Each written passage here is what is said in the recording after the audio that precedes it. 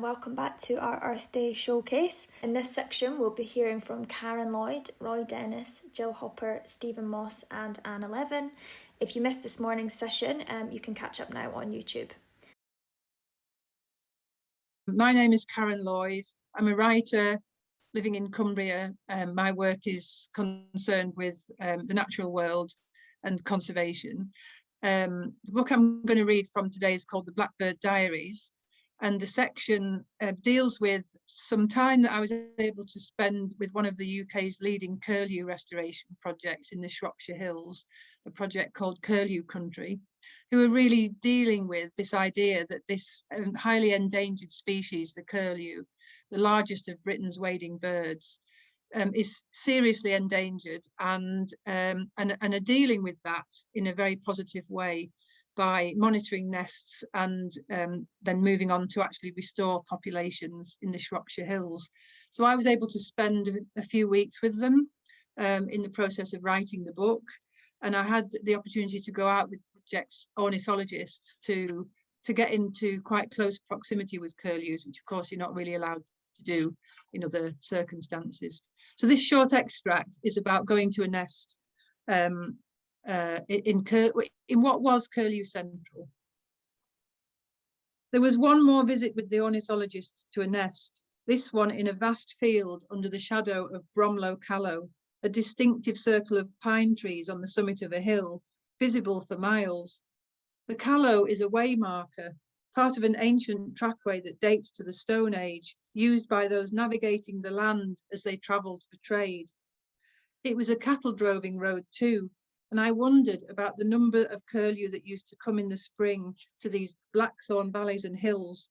What would the drovers have heard as they camped up at night or moved the cattle onwards? That indescribable bubbling, rising, whistling, haunting call of scores of curlew would have been stitched throughout their soundscape and taken for granted. At a quiet crossroads, we got out of the car, gathered the gear, and set out to walk the perimeter of a field under a blue sky, cruised by billowing towers of cumulus. I knew the routine by now, walk in silence, intruding as little as we could. The male curlew flew up from the nest somewhere out there in the long grass and began beating the bounds of the hedges and trees around the field edge, shouting a warning to its mate. David and I continued walking in. The nest camera came into sight. We slowed down. Suddenly, David dropped into a half crouch. I copied instinctively. He put out a hand towards me, indicating stop. Something began to stir. Materializing out of the long grass, the female came up like a ground spirit. Here she was, so close, this ethereal creature, with that eccentrically long, elegantly curved bill, feathers dappled brown and cream, flecked with rivulets of umber, her gull-sized body pushed up on stilt-like legs. Inside the surrounding white ring, her dark eye watched us watching her. Then she unfolded her wings to reveal the pale speckled underparts and took to the air. This proximity, this encounter, I understood why sometimes people say after such moments that it was like watching in slow motion. Up she flew across the clouds, silhouetted in smooth, determined flight. Numenius arquata, Numenius from the Latin, named for the new moon curve of the bill, arquata from the Greek for the wings curved like an archer's bow. Travelling across the clouds, she cast her curlew spell, her voice a tone poem.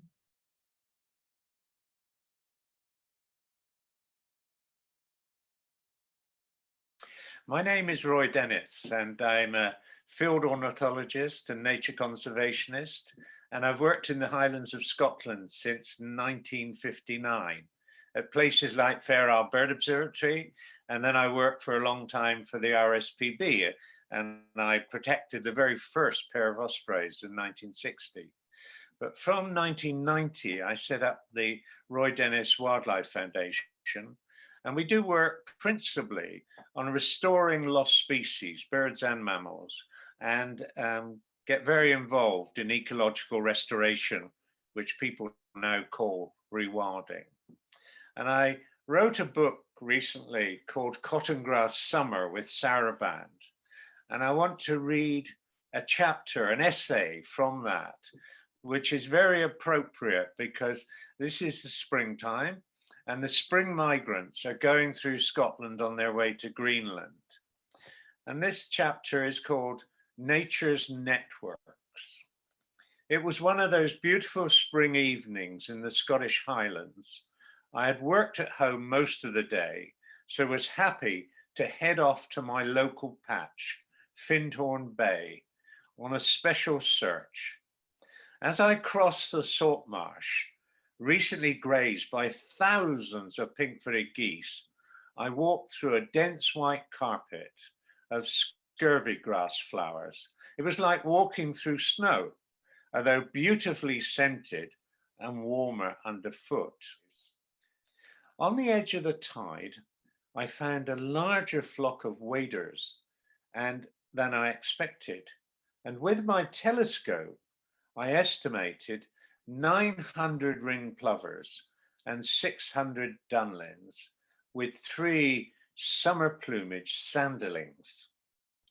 The sun was behind me, so the birds were in full sunlight. There was a strong and surprisingly cold wind blowing from the north, and I was so glad that I'd put on my thickest fleece and a woolen hat. The waders came closer and closer as the tide pushed them towards me. The dunlins were mostly in beautiful summer plumage with reddish brown backs and jet black bellies. And they were as busy as sewing machines, stabbing the mud with their bills catching food. The Arctic race of the ring plover is smaller than our local ring plovers. They were looking gorgeous in their smart black and white stripes, running backwards and forwards and feeding from the surface. But what I really love about these spring gatherings of ring plovers is their busyness and exuberance. They run at each other, then individuals jump in the air and flick their feathers, a continuous sense of excitement. It's like watching the start of a kids' race at school, everyone eager to get going. These waders want to get to their Greenland breeding grounds, but who within the flock is saying, this north wind is too strong and it's cold and we need to wait? Are the flighty ones the youngsters, or is it that the weather suddenly changes and the whole flock knows that this is the time to make that next stage of the Great Migration? Many summers ago, I camped among these waders breeding in northeast Greenland, and it's still fresh in my memory, seeing them scuttling over the stones and moss among the beautiful flowers, beautiful blossoms of the Arctic flowers. My memory, though, is more vivid when I think of their summer neighbors, muskox and polar wolves.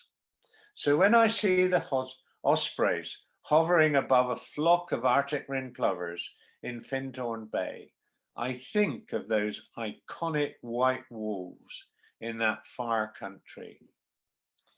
And as I sat on my log watching the waders, I knew that 1,000 years ago, ospreys hunting this same bay would have had every chance of seeing grey wolves in Scotland. I would love that to be a possibility again, and the sooner we restore wildness, the better.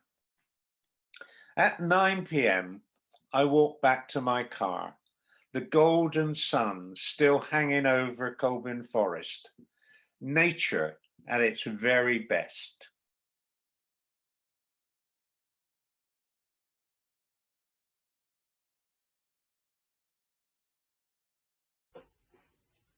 Hello, my name's Jill Hopper and I'm the author of the Mahogany Pod. Nature and the environment are very important to me, partly because I live in London, I really appreciate the value of green space. And I've been involved in quite a few activities locally, like helping to clean up the local river, plant trees, and also a successful campaign to stop the expansion of a car park in our local park. The Mahogany Pod tells the story of my boyfriend Arif and his death at the age of 24. It's about young love, it's about joy, it's about grief, and it's about the way that my understanding of those things has changed over the years. And nature and a sense of place are very important to the book. I'm going to read you a short section from quite near the beginning about the island of Osney, where we lived and where a lot of the action of the book takes place. I moved to the island when I was 22. It was a secret place, green and damp, smelling of river water and mud, known only to the people who occupied its handful of Victorian terraced streets. Every time I walked over the footbridge with its pale blue crisscross railings and went down the concrete steps on the other side, I felt I'd been plunged into a different world. There was a towpath lined with willow trees, fishermen sitting motionless on the riverbank, and an occasional canoe drifting by.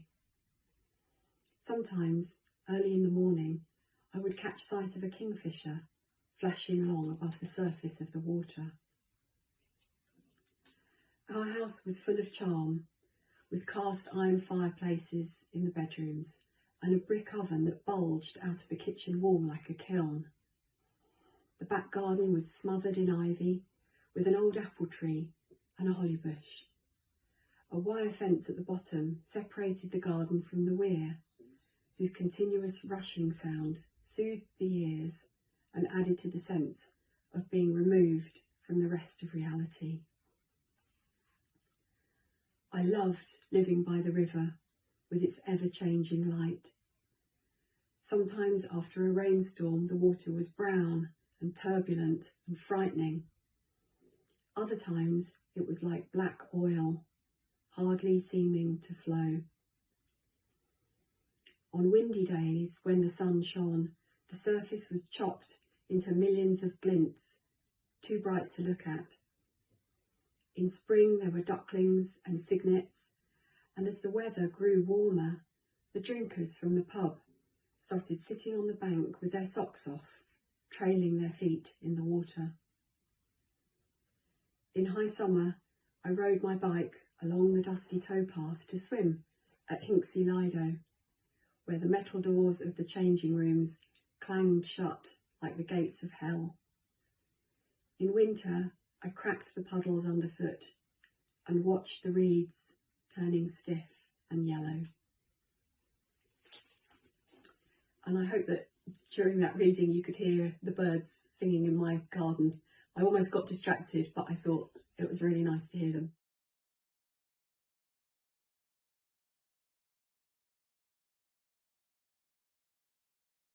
Our world is cribbed, confined, and bound in as never before.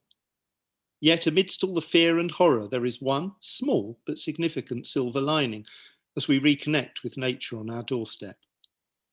My Somerset garden is awash with birdsong, chiffchaffs, wrens, robins, and a new arrival, the blackcap, all competing to see who can shout the loudest as spring gathers pace. Overhead, buzzards soar and ravens tumble, as delighted as I am to herald the new season. But to hear a bird whose song is the definitive sound of the countryside, I must take my daily exercise, a walk with our fox-red Labrador Rosie, around Blackford Moor, the little patch of land behind our home.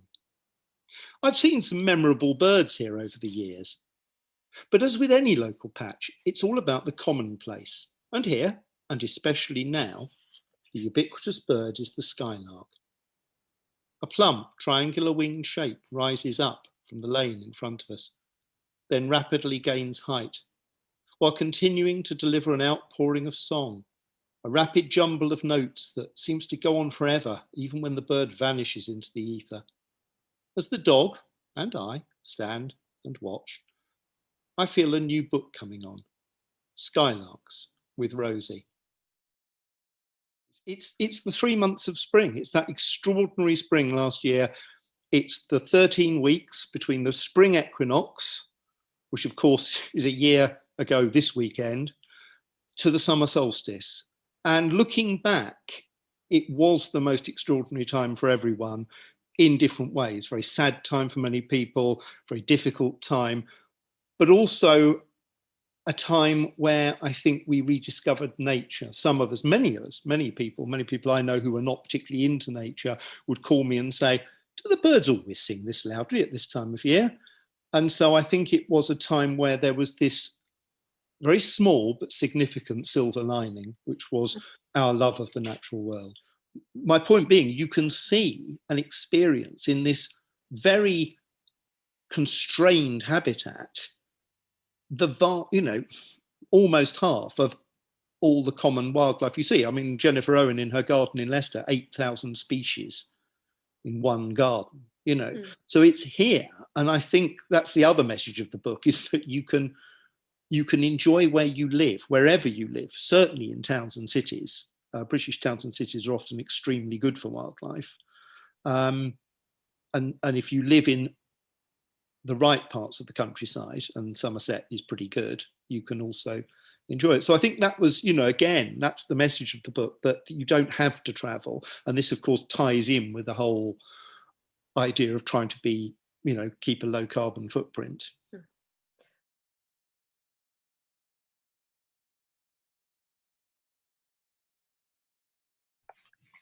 Light wakes the world gently at this latitude.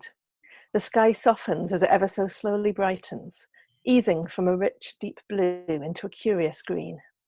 The stars dim gradually, like music faded so skillfully that you feel a pang for its passing, but listen all the more attentively as it quietens. Back home, I'm not one for prizing my sleepy body from my quilt a moment before I must, so the magic of dawn too often passes me by.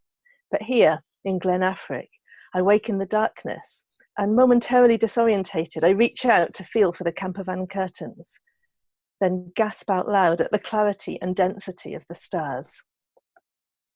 I'm not used to real dark anymore. The sky around my home on a slope of central Scotland is stained from the lights of industry, so the darkness that greeted me when I arrived at this Highland loch last night was unnerving, but welcoming too. I remembered how real dark is described as velvet. There is that texture to it, soft and alluring. But now the clouds have dispersed, and that dark is just a backdrop to the exhilarating starscape that adorns it. More vocabulary takes on refreshed meaning. A pristine sky. Yes, it's clean, as if the stars have been polished. And gaze. There's a sense of awe enshrined in the language.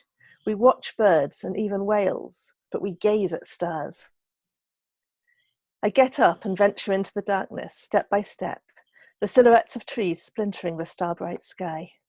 And that's when daylight starts to edge a dimmer switch up ever so slightly until the colours intensify in the autumn-tinged landscape around me. Close by, a robin's call draws my eyes to the silver birch beside me, its September leaves hanging in soft yellow diamonds. The feathery bracken at my feet is glowing, backlit. Ha! This trip was supposed to be a break from my light obsession. But here, in this enchanted place, I can feel the light addressing me from all around. It's light that tells the green birch leaves to fade to soft ochre, that tells the robin which song to sing, and that touches these Scottish mountains with the colours of the spice rack. Far from having a break, I'm more aware than ever of the interplay between light and life. It's regaling me with a bigger story. Once upon a time, it's telling me, there were dark nights and light days. And that once upon a time lasted a very long time, a good 3 billion years. And life on Earth emerged, following a constant rhythm, tapping its collective toes to a steady beat. Dawn, day, dusk, night. Dawn, day, dusk, night. Climates changed, continents drifted, mountains rose and oceans swirled, and still nature kept the beat. Dawn, day, dusk, night. On and on and on. And pretty much every living thing developed and adapted to this rhythm. If all the world's a stage, the show is an elaborate dance created by Evolution, the flamboyant choreographer, in close collaboration with the cosmos as virtuoso lighting designer. They're an inseparable partnership. Every footstep of the dance takes its cue from the changing light. It's performed by an astonishing cast of creatures, all flying, swimming, hiding, hunting, resting, growing and blossoming to the beat with breathtaking synchronicity. They're all poised for their prompts. Flowers ready to open their petals, frogs to croak a love song, birds to gather and fly south. Migration, predation, pollination and reproduction all respond to the intensity of the light. And these cues come from the subtle lights of the night as well as the sun in the day. When I talk about light, I'm also talking about darkness. They're part of the same whole, and I feel we're inclined to underestimate the importance of darkness just as much as we do light. There's a glib presumption that the world goes to sleep at night because we do. Yet much of life on Earth is nocturnal, and darkness is essential, not just for the sleep and health and well-being of us diurnal creatures, but for the rest of life that needs the dark to live and thrive and to travel and hunt and hide in. Dawn and dusk are when we notice the light change and feel its impact, but the colour and quality of natural light is changing constantly throughout the day. The shifts from blue morning to red evening are subtle and often beyond our awareness, but they are not beyond our perception. The cues from lighting designer to cast keep coming. The message is changing. Rest now, start to dig, become sexually aroused. The performers respond at every level, within the very cells of individual dancers, in their presence on the stage, and in the twists and turns and drama of the interaction between species. And so, after billions of years of constant rhythm, we have abruptly interrupted one of the most fundamental cues that programs the natural world. What have we done to the dance?